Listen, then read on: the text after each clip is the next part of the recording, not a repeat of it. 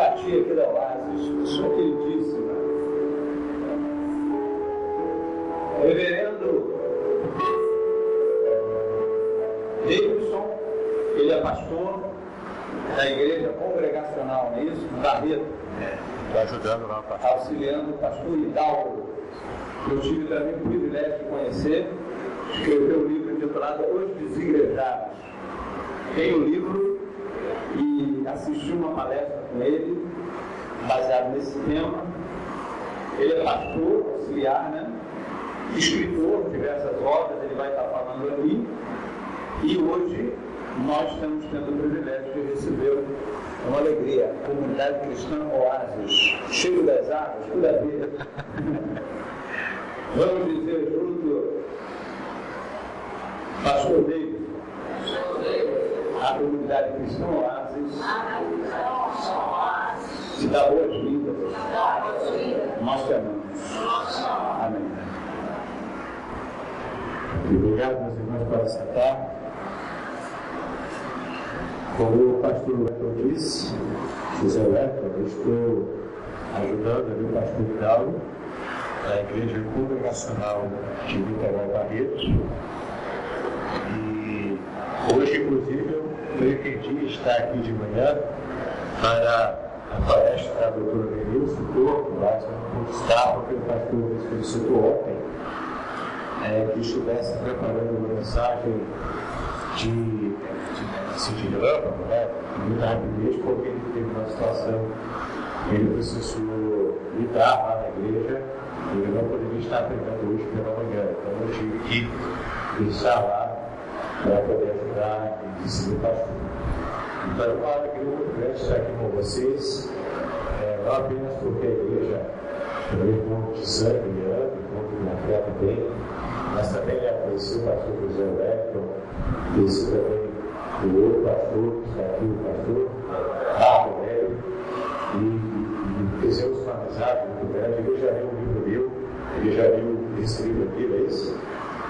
Eu trouxe alguns poucos exemplares desse aqui, apenas para quem tem interesse no assunto de mensagem, de pregação. Ele é um curso, ele fala de um curso intensivo de homilética, que é a arte de pregar a palavra de Deus. Ele tem aqui bastante material para você pregar a palavra de Deus com mais desenvoltura, de acordo com o nosso tempo, nossa época atual, da pós-modernidade. Ele está ali sendo oferecido também. E esse é um livro, O Cheiro das Águas, que Deus colocou no meu coração para que estivesse produzido.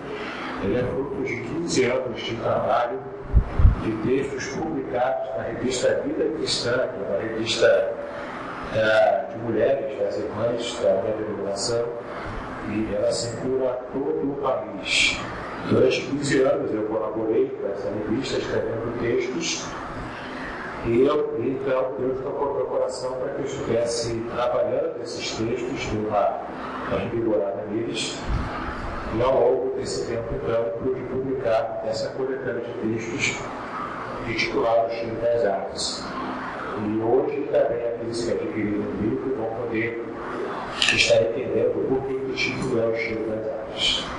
E o que isso tem a ver com avivamento, né? Que é o nosso principal tema desse livro. E de modo que para mim é uma alegria muito grande estar aqui com vocês e vamos desde já meditar no texto da palavra de Deus, que está lá em Jó, capítulo 14, de 7 a 9, que é o texto base do livro.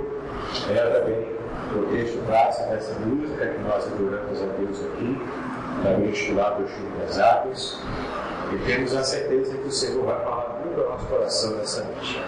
Eu trouxe uns slides aqui, eu não sei o que eu vou colocar. Eu vou tentar pegar sem eles então. Eles facilitariam para eu mostrar para vocês algumas coisas, mas a gente consegue pegar sem os slides, né? Não tem problema. Vamos achar o texto, Jó 14, de 7 a 9. Jó capítulo 14, de 7 a 9. Para quem tem um pouco de dificuldade, Jó fica antes dos Salmos, é uma fácil de você abrir, né? O Saulo ficou no meio da Bíblia, você volta um pouquinho, está lá no livro de Jó, capítulo 14, de 7 a 9, que fala o seguinte: pois para a árvore a esperança, mesmo quando cortada, volta a brotar, e os seus brotos não deixam de existir. Ainda que a sua raiz apodreça na terra e o seu tronco morra no pó, ela brotará ao cheiro das águas e lançará ramos como uma planta nova. Meus amados, esse texto fala para nós sobre uma dificuldade muito grande que os patriarcas da Bíblia encontrou. Nós conhecemos bem a vida de Jó, conhecemos bem aquilo que ele enfrentou, conhecemos bem o exemplo de fé que ele teve e que foi. Mas muitas vezes a gente não consegue compreender o que de fato motivou esse patriarca, esse homem de Deus do passado, a estar falando, especialmente esse trecho aqui, que nós lemos no capítulo 14.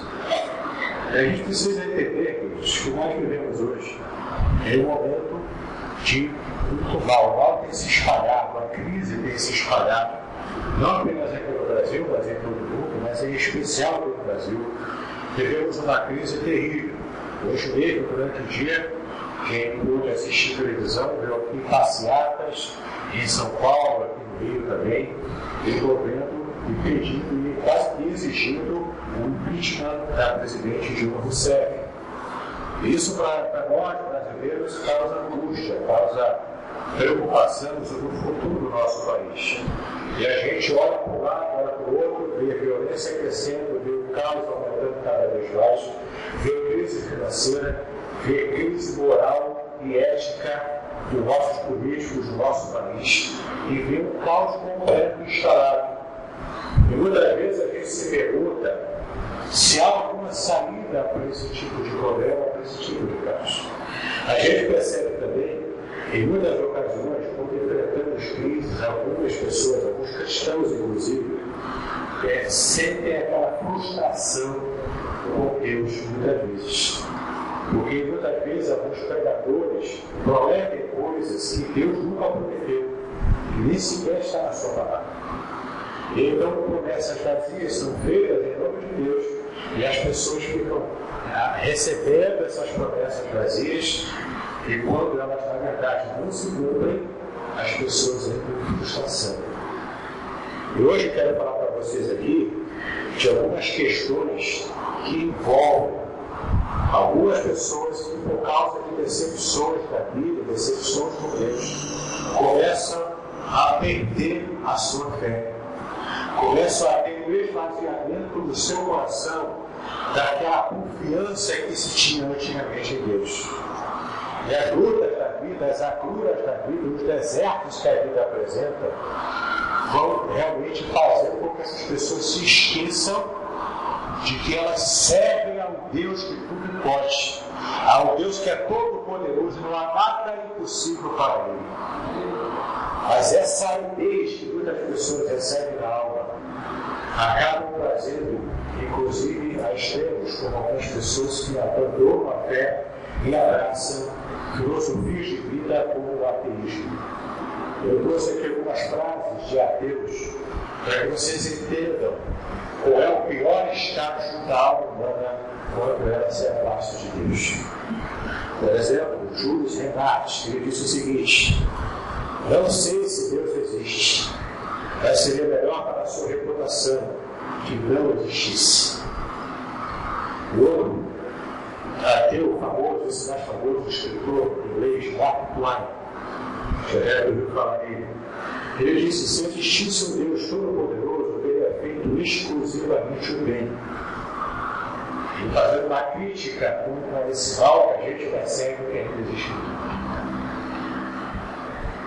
O outro ateu chamado Walter da Rosa Borges disse o seguinte: não ateu diria que Deus fez esse mundo tão mal feito, tão cheio de sofrimentos, que ficou envergonhado e até hoje vive escondido. E algumas pessoas pelo mundo afora abraçam essas ideias. Você mesmo deve conhecer pessoas da sua faculdade, da sua escola, do seu trabalho, que abraçam esse tipo de fé ateísta. Sim, eu disse a palavra certa, a fé ateísta. Porque para ser ateu, você precisa de fé, tanto para aquele que quer confiar em Deus, é apenas uma questão de escolha. O ateu escolheu ter fé que as coisas brotaram da terra sendo uma mente inteligente para criar tudo. Foi uma escolha que ele fez. E é preciso ter fé para ter essa escolha. E a gente começa a imaginar, então, esse tipo de crítica que fazem contra nós e ousamos ir contra a onda da sociedade e confiarmos em Deus, que tudo pode para Deus. Ele chama a gente de loucos. Mas nós conhecemos a fé que nós temos porque nós servimos ao Deus que nós nos relacionamos. Martinho Lutero, certa vez, ele falou uma frase que serve como contraponto para todo esse tipo de pensamento ateísta. Ele falou o seguinte: os homens usam a máscara para se esconder, Deus a usa para se revelar. É verdade, Deus para que se possa mostrar a nós. Ele é todo-poderoso, Ele que é grandioso. Se Ele se apresentar com toda a sua glória perante nós, aconteceria conosco o mesmo que aconteceria com Moisés, quando ele pediu para que Deus revelasse sua glória. Nós caímos mortos no mesmo instante do chão. Porque a glória de Deus é grandiosa demais para que o ser humano possa entender e possa perceber. Então, o que nós entendemos aqui? Que Deus, para que possa se revelar plenamente ao homem, Ele precisa reter um pouco da sua glória, para que ele possa enxergá-lo, ele possa percebê-lo ao longo da sua história. E é interessante, meus queridos, como a gente vai percebendo que o próprio Salmo 73, escrito por Asaf, ele coloca em xeque questionamentos como esses que nós ouvimos ainda há pouco da mente e da boca dos ateus. Se você ler o Salmo 73 na sua casa, você vai ver o quanto o Asaf reclama com Deus da prosperidade dos ímpios, o quanto ele reclama com Deus sobre essa aparente benesse que os ímpios recebem, enquanto que os servos de Deus, os cristãos, enfrentam lutas cada vez maiores ao longo da sua vida. Será que você nunca pensou nisso?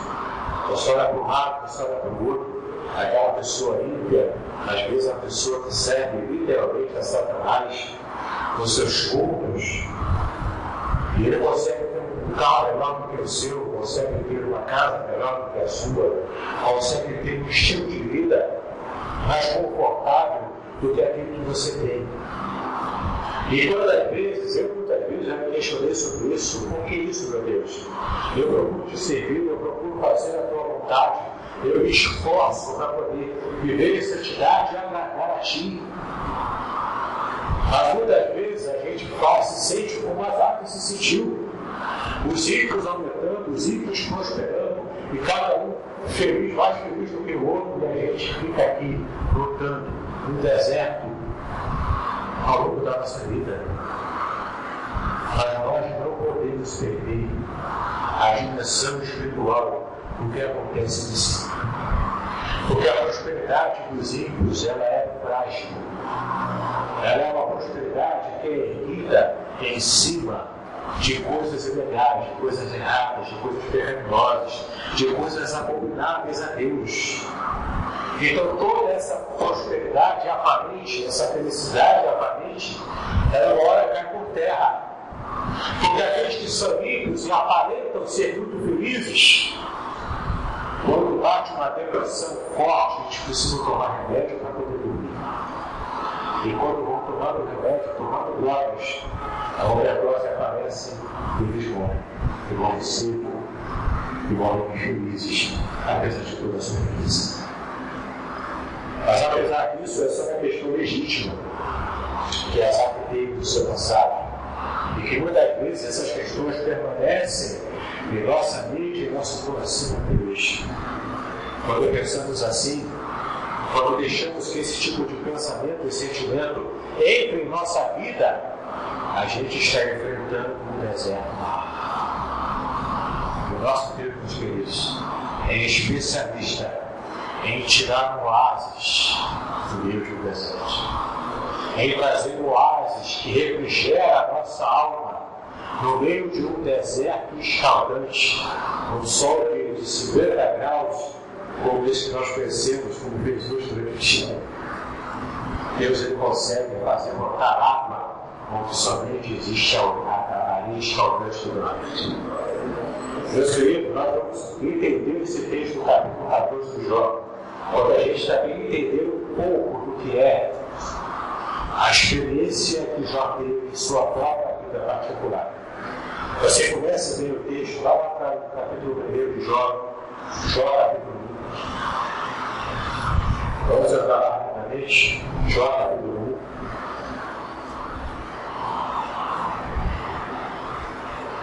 Logo no primeiro versículo, você vê que o testemunho que o autor do livro deixa sobre esse patriarca. Havia um homem na terra de Uz, e o seu nome era Jó. Ele era um homem, como é que aparece nessa Bíblia? Era um homem sincero, ou, é outra versão diz, homem íntegro. Ele era um homem íntegro e correto. Era um homem de fé, íntegro e correto, que temia a Deus e se desviava do mal. Logo no primeiro versículo do livro, a gente percebe aqui o caráter de Jó. Ele era um crente, mais crente do que muitos cristãos que nós conhecemos hoje. Ele era um homem que servia a Deus de coração aberto. Ele era um homem que servia a Deus de peito aberto. Ele não tinha nenhum tipo de reservas para se entregar a Deus. E Jó era um homem rico, era um homem abençoado, um homem próspero. Mas o seu coração não estava na sua riqueza. O seu coração não estava naquilo que ele pôde ajudar nessa terra. O coração de Jó estava em servir ao Deus Todo-Poderoso. Ele era um homem íntegro e reto. A palavra hebraica que aparece lá no original hebraico é a palavra tan. A palavra tan, que é traduzida em português como íntegro, ela também tem um outro sentido mais abrangente ainda. A palavra tan significa que ele era perfeito em tudo quanto ele fazia. Então você vê um Jó, que era pai de família, ele era o melhor pai que podia existir. Ele era um pai exemplar. Se Jó era homem de negócios, ele era um homem de negócios que fazia negócios perfeitos. Ele quase não errava. Porque ele era um homem que fazia de tudo perfeitamente. Esse é o sentido da palavra que aparece no original hebraico para o íntegro. Era um homem completo, perfeito, fazia tudo bem. Ele fazia tudo com excelência. Era um homem excelente. E apesar de sua excelência, apesar do seu temor a Deus, que é incalculavelmente maior do que o de muitos cristãos que nós conhecemos hoje, Jó não deixou de enfrentar os problemas que ele enfrentou. Os desertos que ele teve que enfrentar eram desertos que Deus permitiu que ele passasse. E cada um deserto, cada nível de sofrimento que Jó recebeu nos seus desertos, foram níveis crescentes. E Satanás fez a coisa tão bem amarrada, tão bem arrumada, que Jó teve aquela sensação de que foi Deus que estava trabalhando e fazendo toda aquela calamidade que ele estava enfrentando. Porque o Satanás fez com que raios do céu caíssem e destruíssem todas as propriedades de Jó. Inclusive seus próprios filhos foram mortos por catástrofes naturais. Antigamente se tinha essa concepção de que Deus é que controlava tudo. Então, se houve uma catástrofe, foi Deus que mandou. E geralmente, para poder castigar alguém que estava desagradando ao coração de Deus. Jó possivelmente teve esse tipo de pensamento, ou pelo menos esse tipo de impressão. Então era a armadilha que Satanás criou para ele. Mas olha que interessante. Joelmita e Ruth, que Joel não sabia o que estava acontecendo nos lugares celestiais. Só que nos lugares celestiais, no versículo 6, você vai perceber que houve uma rebelião no lugar celestial. No versículo 6 fala o seguinte: certo dia, os filhos de Deus vieram apresentar-se diante do Senhor, e Satanás também veio com eles. Nessa reunião especial do céu, Deus então faz a reunião com os seus anjos, com aqueles que o servem. E lá na eternidade aparece no meio de todo mundo o pior anjo, porque ele sempre deve se revelar. Ele se apresenta, o anjo caído se apresenta. E então Deus faz uma pergunta para Satanás. Lá no versículo 7, no versículo 6 ainda, aliás, quando diz: e veio Satanás com eles. No hebraico, a palavra que aparece, a expressão que aparece é Gan-ha-Satã. Satã em hebraico, pena que não dá para apresentar aqui, isso aqui visualmente para vocês, mas Satã em hebraico significa Satanás. Gan é veio Satanás. E Ha, que aparece antes de Satã, parece colar no hebraico antes de Satã, significa martírio, é o Satanás. A palavra Satanás em hebraico significa adversário. Ele é tido também como um advogado que luta contra alguém, é um advogado de acusação. Eu vou precisar aqui da ajuda de 4 irmãos voluntários. Então, deixa eu apagar aqui o programa. 4 irmãos voluntários, por gentileza, venha até a frente. 4 irmãos voluntários. Paulo, mulher, criança, qualquer um. É só para fazer uma representação aqui. 4 irmãos, por favor. Rapidinho, porque tem tempo, vamos lá. 4 irmãos. Já temos a metade aqui, falta outra metade, 50% apenas. Mais 2 irmãos. Fica tranquilo, deu uma marca aqui no canal, pode vir. Mais um, só falta um. Se ninguém vier voluntariamente, eu vou chamar, hein? Vou chamar aqui, hein? Maurício, vem cá, Maurício. Vem você. Vem aqui, Maurício. E esses 4 irmãos, por favor, fica 2 desse lado, 1 desse lado aqui, olhando aqui para mim no público, ok? O nosso sistema legal, a doutora Lília está aqui com a gente, ela é advogada, ela sabe o que eu vou falar. Se eu cometer um erro, você me corrige, tá?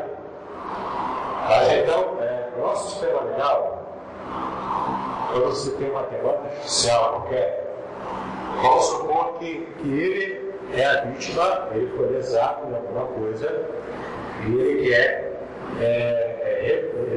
entrar na justiça para poder reaver o bem que foi roubado dele, por exemplo.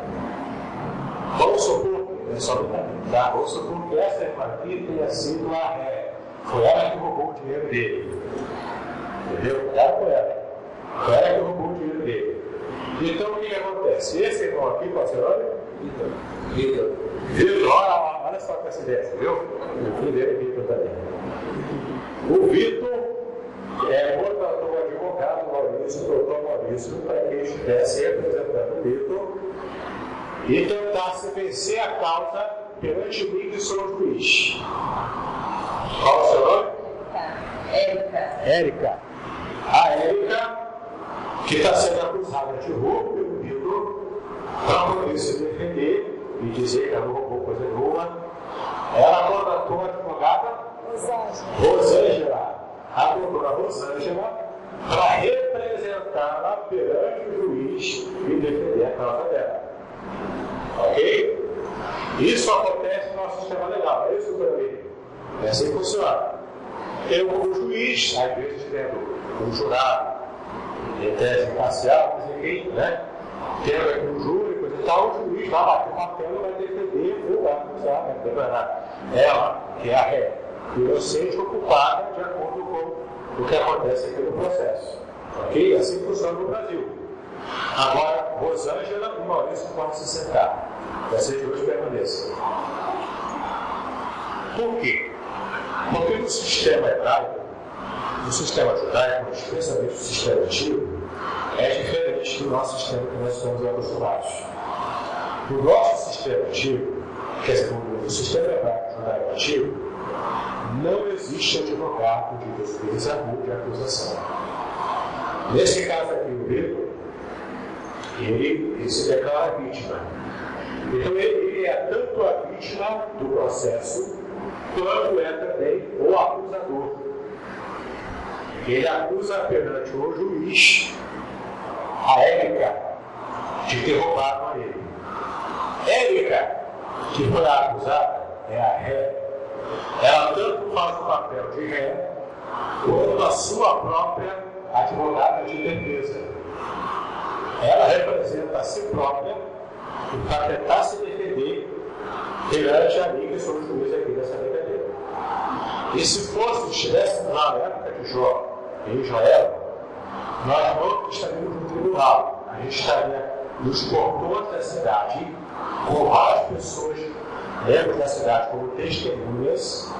Isso aconteceria ali, e o ancião da cidade, o senhor compreende assim, aqui o nosso papel de ancião, o ancião da cidade estaria decidindo pela absolvição da ré, pela condenação da ré, ou eu poderia dar uma segunda chance para ela. E se eu desse uma segunda chance, ela poderia para a cidade de refúgio. Ela ficaria protegida e o Vitor não podia fazer nada contra ela. Se eu condenasse, ela seria apedrejada ou então cortada a sua mão na mesma hora que se ela fosse condenada. Se ela fosse absolvida, eu poderia ir para casa e ficava com raiva do juiz, porque ele pegou a Érica esse problema da acusação de tentação. Cuidado com essa cara. Obrigado para vocês, irmãos, pela ajuda aí. Era assim que funcionava. Então, quando Satanás aparece, nessa reunião celestial, no hebraico aparece essa expressão, Satã, que significa o seguinte: veio o acusador, veio aquele que estava acusando alguém de alguma coisa porque ele se sentia lesado. O papel que Satanás faz aqui nesse texto de Jó é o papel aqui, nossa representação, feito pelo Vitor.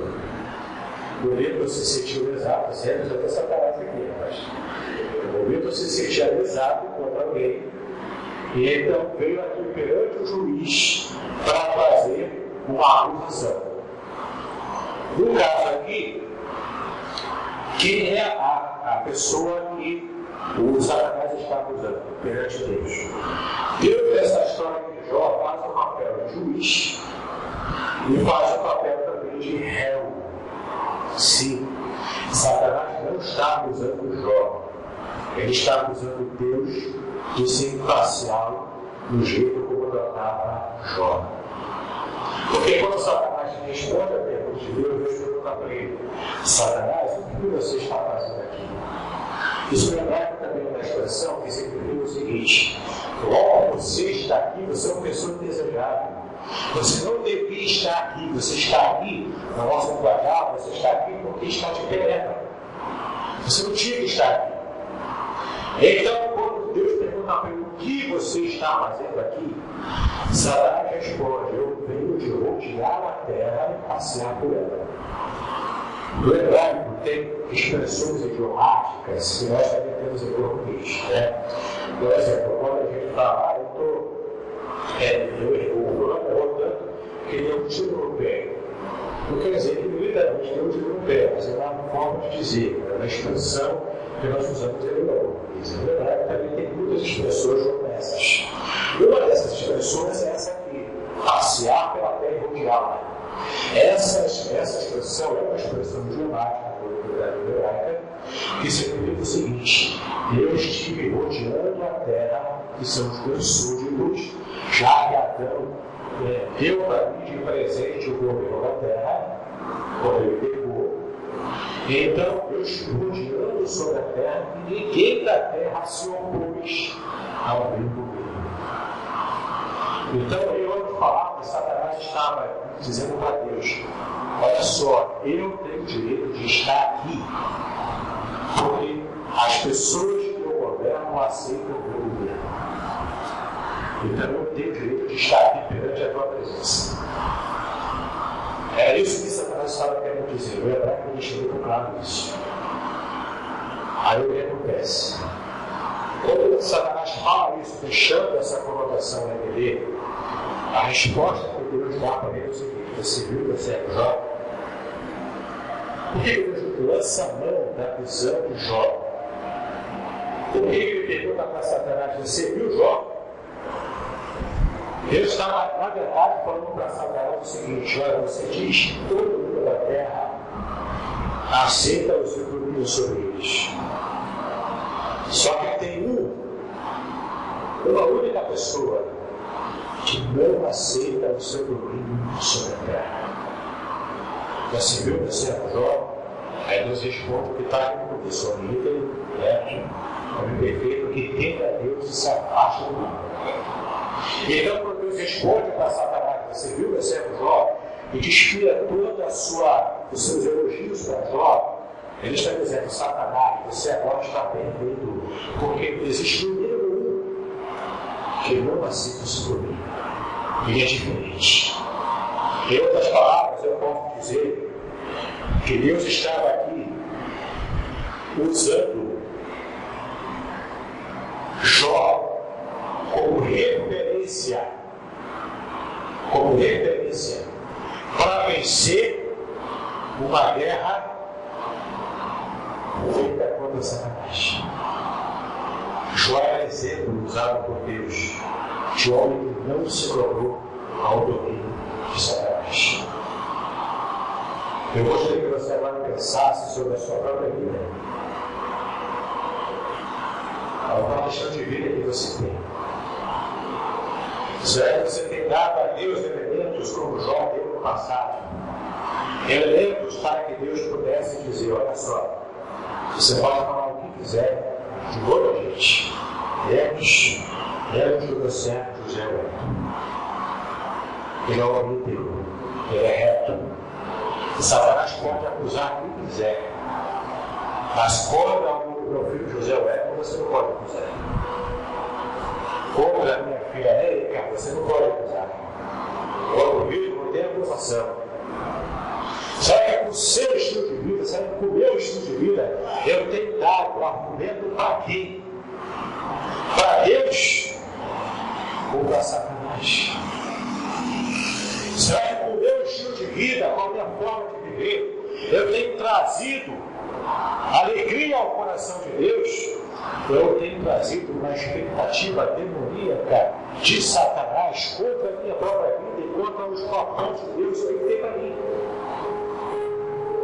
Esse texto de Jó fala para nós sobre a importância que é nós estarmos de fato servindo a Deus com o coração inteiro. Hoje em dia é muito fácil a gente servir a Deus com o coração de verdade. A gente se apresenta, a gente vê tanta gente aí vivendo uma religião evangélica de fachada. A gente vê grupos musicais se formando, cujo único objetivo é perceber. Fazem músicas meramente comerciais. E a adoração de fato a Deus, louvor a Deus, às vezes passa longe. Você vê o culto da vitória se instalando nas igrejas do Brasil. Você vê a teologia da prosperidade crescendo cada vez mais. E o povo adorando mais a Mamon do que ao Deus Todo-Poderoso. É muito fácil servir a Deus com o coração penetrante. É difícil é pagar o preço de servir com o coração inteiro, como o patriarca Jó fez. E por causa dessa atitude, Jó foi referência usada por Deus para quebrar o argumento feito por Satanás. E então a gente consegue chegar aqui no capítulo 14. Agora volta para o capítulo 14. Você conhece a história de Jó, sabe o que ele enfrentou? Perdeu a família, perdeu bens materiais, perdeu a plantação. O homem perdeu duas coisas. Aliás, duas coisas que ele perdeu. Ele não perdeu a esposa e Satanás não tirou a esposa dele de propósito, porque Satanás conhecia o povo da esposa de Jó e sabia que ela ia morar na primeira oportunidade. Então ele permaneceu com a esposa de Jó lá viva, a poder ser aquele argumento a favor da blasfêmia que Jó poderia fazer contra Deus. Jó não tirou, o diabo não tirou a vida de Jó. Isso foi o único limite que Deus colocou para Satanás. E em terceiro lugar, o diabo não conseguiu tirar a fé inabalável daquele homem. Satanás, por mais poderoso que ele fosse para fazer desgraça sobre a vida de Jó, ele não conseguiu abalar a fé daquele homem. Porque lá no começo a gente sabe, ele era um homem íntegro, reto, temente a Deus, que se desviava do lado. Era um perfeito em tudo quanto ele fazia. Então era o caráter de Jó. E aí no capítulo 14, Jó tinha 3 amigos que começaram bem, mas depois trouxeram mais problemas do que de fato pensam para a vida daquele seu amigo. Ele faz mudade de Zofar. Cada um deles começa quieto, ouve mais a Jó, fica de perto dele, consolando. Mas quando os 3 começam a abrir a boca, aí a coisa fica complicada. Por motivo muito simples. Ele faz mudar de Zofar.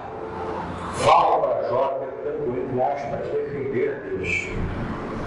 Mas eles usam um tipo de teologia muito comum nos nossos dias ainda. A meritocracia, a teologia do mérito. Não sei se você já ouviu falar sobre ela, se você já até quem sabe está vendo essa teologia do mérito. Deus abençoa aquele que agrada a Ele em tudo.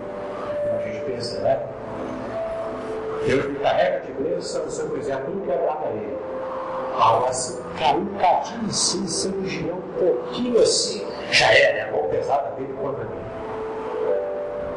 É a teologia do mérito. Antigamente nas escolas tinha-se a palmatória. Se um aluno errasse a tabuada, por exemplo, ele tinha que ter a mão assim e levar para a régua. Levar para a palmatória. Era assim que funcionava, né? Até que 50, 40. Era desse jeito. Hoje em dia, graças a Deus, melhorou isso. Mas muitas vezes, na nossa vida cristã, o nosso relacionamento com Deus é um relacionamento pautado no mérito. E às vezes a gente esquece uma palavra muito importante na Bíblia. A palavra graça. Há uma diferença entre graça, entre o termo graça e o termo misericórdia. A palavra misericórdia significa amor ao miserável. Miseros, em latim, miserável. Cardia, coração, daí amor. Então misericórdia é amor ao miserável. Então se eu faço alguma coisa errada, eu me torno miserável perante Deus. Quando Deus decide não me punir pelo meu erro, isso é misericórdia, não é graça ainda. Isso é o primeiro passo, é misericórdia. Ele escolhe não me punir pelo erro que eu cometi e eu merecia ser punido. Então, quando ele não me pune, ele age com misericórdia. E quando além de não me punir, ele me dá um presente. Olha, você não merece. Eu não vou te bater. E ainda vou te dar de presente um sorvete. Esse quadro é bom, né? Sorvete de chocolate, que você tanto gosta. Quando ele entrega o sorvete, isso é graça. Graça que a gente recebe, uma bênção que a gente recebe sem merecer. Misericórdia é o livramento de uma punição que nós deveríamos receber, mas não recebemos. A graça sempre passa pela misericórdia do Deus. Não é assim que Deus age com a gente, é assim que Deus age com a gente. E essa teologia da meritocracia, do mérito, ela é uma teologia antibíblica e furada. Porque completamente se esquece da graça de Deus, que quando a gente ainda era inimigo dele, como diz em Romanos 5, quando ainda éramos éramos inimigos de Deus, Ele tomou a iniciativa de se aproximar da gente e nos abençoar com graça sobre graça. Então, meu querido, você pode, com a sua vida, você precisa ser exemplo de santidade, para que Deus use você como argumento contra Satanás. É necessário a gente ter essa postura na vida cristã. Mas jamais possamos esquecer que acima de toda obra que eu possa fazer, acima de todo leão que eu possa matar por dia para tentar agradar a Deus, acima disso tudo está a graça do Senhor, que me sustenta na hora da crise, que me abençoa com as águas do avivamento enquanto eu estou aqui nesse deserto escaldante, que Ele traz alento para a minha vida enquanto eu estou sofrendo, suando em picas no meio de um sol de 50 graus. É essa água do oásis que nos refresca, que nos alimenta, que nos sustenta e nos abençoa. No meio do deserto, a gente precisa entender como João entendeu. No momento do seu maior desespero, quando ele responde a Zofar, que fala assim como os outros amigos falam sobre mérito. Não, você deve ter feito alguma coisa, ninguém é punido assim à toa. Deus é justo. Ele te deu essa punição porque você fez alguma coisa contra Ele. Mas Jó tinha o seu coração íntegro diante de Deus, ele sabia que ele não tinha feito nada para vencer o que estava sobre ele. Eu queria uma dessas pessoas aqui saber o que havia acontecido lá nas regiões celestiais. Nós não sabemos, meus queridos, o que acontece nas regiões celestiais. Enquanto eu boto o pé para fora da minha casa e vou para o meu trabalho para servir a Deus com o talento, o dom que Ele me deu, com a profissão que Ele me deu, eu não consigo enxergar a guerra espiritual que existe de anjos contra demônios para poder me proteger, para que eu chegue são e salvo no meu trabalho, para que eu consiga fazer o meu papel e para que eu volte para minha esposa, para minha família. Às vezes eu não consigo enxergar o que acontece na dimensão espiritual. Mas Deus está no controle, com a sua graça, com o seu avivamento, com a sua glória. Deus se revela a cada um de nós. Jó, aqui nesse texto do capítulo 14, ele compara a vida humana, da cabeça dele, a vida humana está em desespero, porque não tem como ressurgir. A ideia da ressurreição dos mortos, ela vem acontecer, ela vem aparecer na Bíblia, só dos salvos para frente. Antes, não se tinha essa concepção de ressurreição dos mortos, lá no começo dos mortos da fé judaica. Isso é uma revelação que Deus deu mais triste, um pouco depois. A restauração da vida daquele que já morreu. Mas Jó é interessante que mesmo no seu meio de maior tristeza e sofrimento, ele olha para uma árvore seca, cortada, mas ainda com as suas raízes cortadas na terra seca. E ele fala uma coisa interessante. Mesmo essa árvore cortada, machucada, maltratada pelo tempo, mas ainda tem raiz fincada no solo. Apenas quando cheia d'água aparece, ela tem sobre si a vida renovada. Eu não consegui enxergar a esperança para a sua própria vida, porque ele estava em um processo depressivo. Mas ele conseguiu ver o poder de Deus em trazer renovo, mesmo para o árvore aparentemente morta e nada. Naquele momento, Jó percebe o poder de Deus em trazer vida.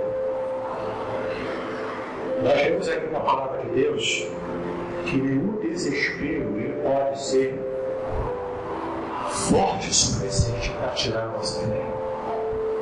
E às vezes a observação de um pequeno pecado faz toda a diferença na nossa vida espiritual. Não sei se você já ouviu falar de um teólogo cristão inglês chamado C.S. Lewis. Ele escreveu vários livros importantes na teologia e escreveu também uma coleção de livros infantis chamada As Crônicas de Nárnia. Ele tem 3 livros aí há pouco tempo. São 7 livros que ele escreveu. Eu li todos eles. O sétimo livro é maravilhoso, é o melhor de todos. É o Apocalipse de Nárnia. Muito interessante o rótulo do trabalho. Mas olha só, esse teólogo cristão, ele havia casado, assim como eu, ele se casou já com uma idade avançada. Pouco tempo depois de casar, depois de muitos anos esperando a sua esposa, depois de pouco tempo de casado, a sua esposa contrai câncer. E ela morre dessa doença desse câncer. Quando isso acontece, C.S. Lewis, que é ateu antes de se converter, cai no retrocesso de fé e blasfema contra Deus. Ele, inclusive, chega a falar publicamente e dizer que Deus era um sádico celestial, um sádico espiritual. Depois de um tempo, ele cai em si, um homem de fé, um homem de conhecimento de fé. Mas ele cai em si, percebe a besteira que ele fez, se arrepende, pede perdão a Deus. E depois fala a seguinte frase: você não pode ver direito se os seus olhos estão larejados de lágrimas. Você não pode ver direito se os seus olhos estão larejados de lágrimas. No meio do furacão, quando a gente está enfrentando a situação difícil, nossos olhos não conseguem enxergar o livramento de Deus. Jó não conseguiu enxergar o livramento que Deus está parindo. Mas no tempo certo, Deus se revela para Jó e fala o seguinte para ele: olha só, tribulações produzem experiência comigo, e você vai ter uma experiência comigo como jamais teve na sua vida. E de fato, no final de tudo, Jó recebe tudo em dobro, mas a maior bênção que ele recebeu foi ter o relacionamento dele com Deus restaurado. Mais do que a cura física, mais do que o dobro de filhos, mais do que o dobro de riqueza, mais do que a felicidade para o resto dos seus dias na terra, Jó recebeu o livramento da morte e recebeu a sua vida espiritual renovada pelas águas do avivamento. Ele se aproximou de Deus e teve uma experiência com o Senhor acima de qualquer outra experiência que eu tivesse tido no passado. Como diz a palavra de Deus, deixa eu botar aqui, em Romanos, capítulo 5, versículos de 3 a 5, e fala o seguinte: Romanos 5, de 3 a 5, e não somente isso, mas também nos gloriamos das próprias tribulações, sabendo que a tribulação produz perseverança, e a perseverança, experiência, e a experiência, esperança. Ora, a esperança não confunde, porque o amor de Deus é derramado no nosso coração pelo Espírito Santo que nos foi outorgado. Então, quando enfrentamos tribulações e sofrimentos, nós somos experimentados por Deus. E essa experiência que recebemos, ela nos aproxima de Deus. E isso faz renovar a nossa própria esperança. A palavra hebraica para esperança é tikvah. Inclusive o hino nacional de Israel é Hatikvah, a esperança. Ele fala sobre a esperança da restauração da nação. É uma esperança que eles ainda guardam no seu coração até hoje. Mas nós já tivemos essa esperança renovada em nós. Porque em Cristo Jesus o Espírito Santo já foi derramado como água no deserto, trazendo vida por onde passa. O próprio Jesus disse que no nosso interior estariam jorrando rios de água viva. Ali é uma referência ao Espírito Santo, que vem como água brotando e trazendo vida por onde passa. É interessante que na palavra de Deus há três figuras que representam o avivamento. Tem o fogo, tem o vento e tem a água. O vento simboliza o avivamento porque você não sabe de onde veio, não sabe de onde vai, mas você sente os seus efeitos. O vento é representado pelo avivamento porque ele vem de Deus nesse sentido. O fogo representa o avivamento também. Apesar de a maior parte das vezes que aparece fogo na Bíblia, se refere a uma linguagem de juízo. Porque o fogo serve para purificar. Ele queima as impurezas e deixa puro o elemento que foi queimado. Mas nem o vento e nem o fogo representam o avivamento como a água representa. Porque a água tanto representa a purificação, a limpeza, quanto também representa a vivificação. Porque quando o fogo passa, ele purifica, mas queima tudo, não deixa nada. O vento passa, derruba tudo, mas não deixa vida. A água, quando passa, ela faz brotar vida. Especialmente quando está no deserto. Há um texto na palavra de Deus que eu quero compartilhar com vocês, que está em Isaías 44, versículos de 3 a 5. Isaías 44, 3 a 5 fala o seguinte: porque derramarei água sobre o sedento e torrentes sobre a terra seca. Derramarei meu espírito sobre a tua posteridade e a minha bênção sobre os teus descendentes. E brotarão como a erva, como o salgueiro junto às correntes das águas. Um dirá: eu sou do Senhor. Outro se chamará no nome de Jacó. E outro ainda escreverá na própria mão: eu sou do Senhor. E por sobrenome tomará o nome de Israel. Esse texto de Isaías mostra para nós o quanto é viva essa figura da água representando o avivamento. No Salmo 126, versículo 4, diz o seguinte: restaura, Senhor, a nossa sorte, como as correntes do Negev. Uma pena que não podemos apresentar aqui as imagens, mas eu trouxe aqui algumas imagens do deserto de Negev. Negev é um deserto, mas que periodicamente, por estar na região sul de Israel, quando vem chuvas sobre aquela região, as nuvens elas se aglomeram perto de Negev. Então, quando as águas das chuvas caem sobre o deserto, toda aquela paisagem árida se transforma em flores, em frutos, em verde, como se fosse um jardim regado. Deus é aquele que tem poder para trazer avivamento, e o avivamento é água do deserto. Por isso que o salmista clama aqui: restaura a nossa sorte, como essas correntes de água que reavivam o deserto do Negev. O Salmo 42, de uma vez, fala o seguinte: como suspira a corça pelas correntes das águas, assim curtiu a Deus, suspira a minha alma. A minha alma tem sede de Deus, o Deus vivo.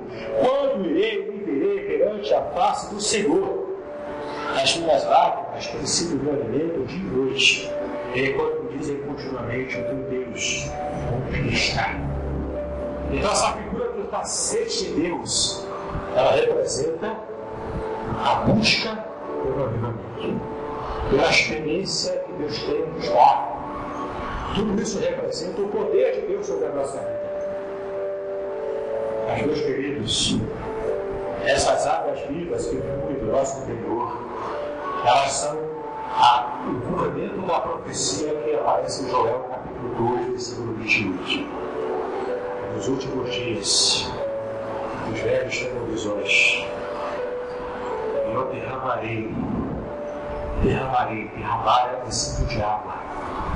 Eu derramarei o meu espírito sobre as nações soberbanas, sobre as pessoas. Lá em Atos capítulo 2 acontece o cumprimento dessa profecia. O Espírito Santo é derramado sobre os discípulos e ele aparece com uma aparição que parecia línguas de fogo na cabeça de cada um deles. É derramado sobre cada um deles. Começam a falar em novas línguas. O poder de Deus é manifestado naquele capítulo. E a gente percebe o poder de Deus agindo quando as pessoas simplesmente se esquecem do que é servir a Deus.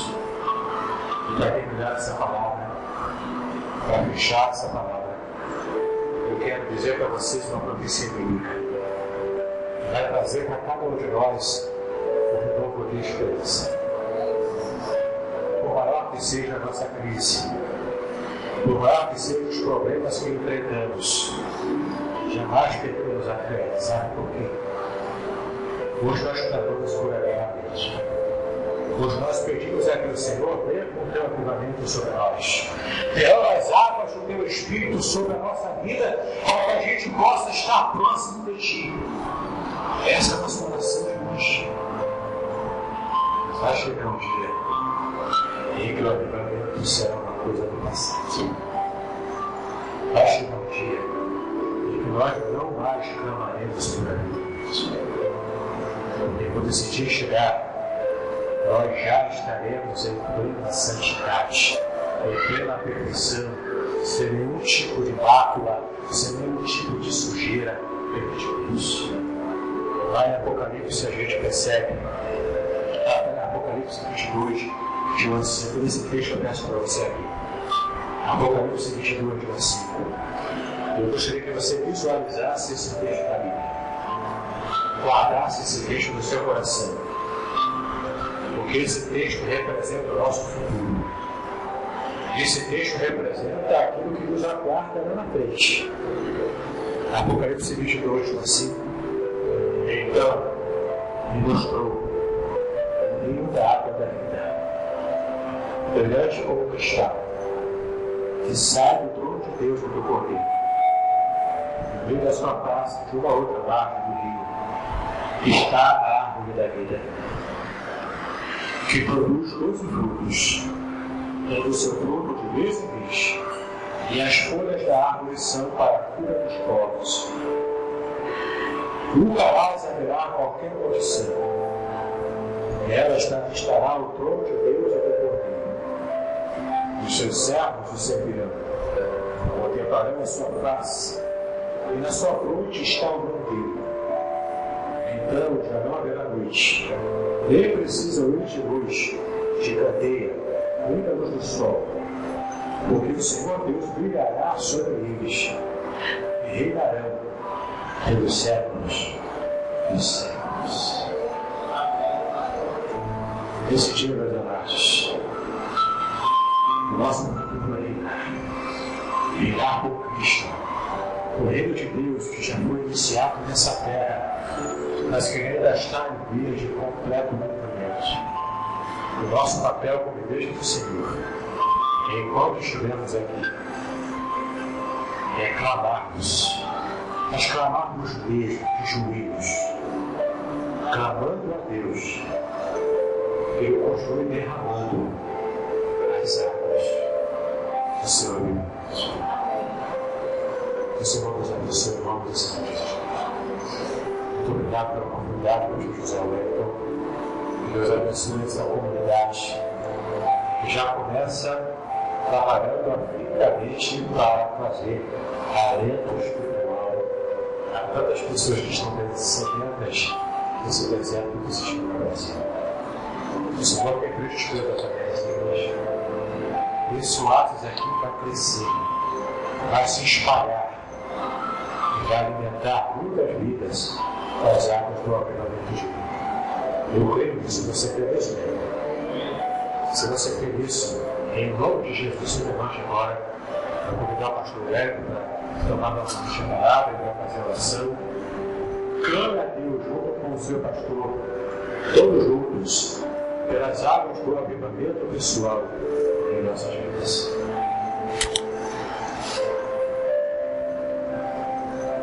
Graças a Deus por esta palavra. Amém?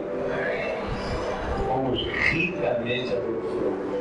Fomos ricamente alimentados.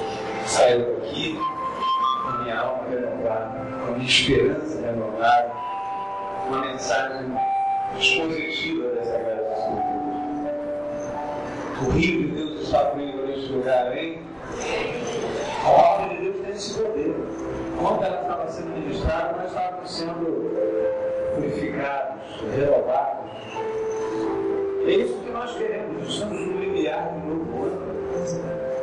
Precisamos ser expurgados de todo o lixo, de todo o impedimento, que Deus possa fazer os ajustes que Ele precisa fazer na nossa vida.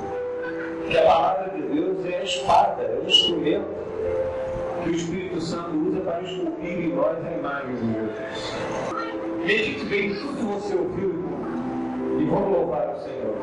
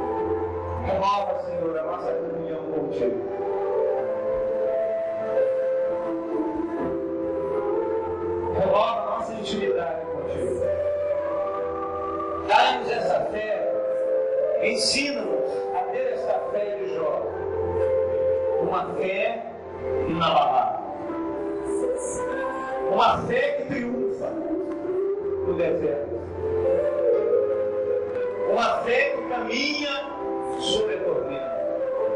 Uma fé que acredita que mesmo quando tudo pareça sair do nosso controle, há um Deus dos céus que está sentado no trono e que nada pode mover esse trono.